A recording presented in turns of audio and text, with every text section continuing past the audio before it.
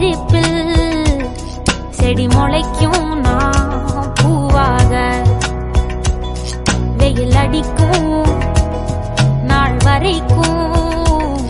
கொடை பிடிப்பேன்